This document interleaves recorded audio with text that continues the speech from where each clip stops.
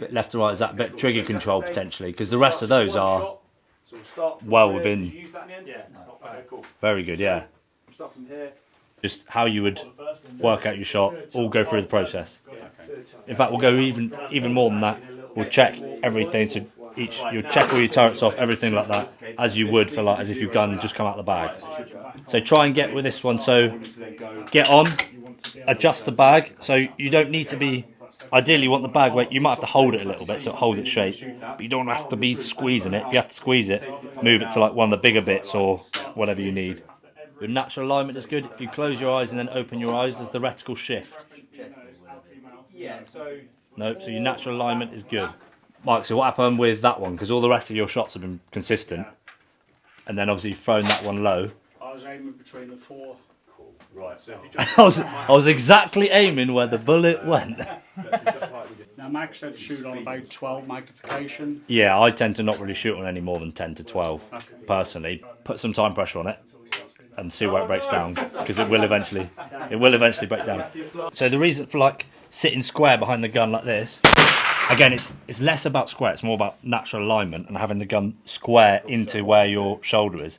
So the same as like if you're shooting standing with a semi-automatic rifle, you want the rifle, if I'm like pushing forward on, say, the bipod on that, and then I'm pulling the gun in, I'll induce errors where if my muscles start to tire, it's inconsistent. Because when your muscles are fresh, they're gripping it more, then they tire a bit more, and then it'll be more shaky. Sure. And then you're just making more air than you need. You see, they're all like touching the bottom. I know that if anything, the third one I would be like, it's probably the most off, because all the others are very consistent. Because the drill's about consistency. If you're zero slightly off, we'll just come up, quarter arm away again. But they were good. Whatever you're doing on that, where you're building your position, you're obviously doing it very consistently. I'll leave it where it is and see how I get on. Yeah. The trouble with zooming in, Yeah, it looks way more wobbly. You zoom out and you're like, no, it's not as wobbly as I thought. It's all right.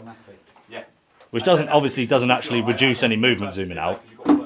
But you'll find if it looks wobbly, that's when people snatch the trigger because they're trying to time it. yeah.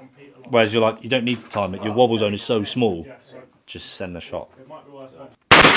Like if you could put this rifle on like a tripod, put the reticle exactly on, like get the tripod perfect, exactly on the target, and then just go. You'd hit exactly where you sent it. That's what we're trying to do. Obviously, you've got absolutely no recoil control. The tripod will probably fall over, but that's basically what we're doing, except we're just putting a wall behind the gun. Yeah, nice. Yeah, those two are good shots.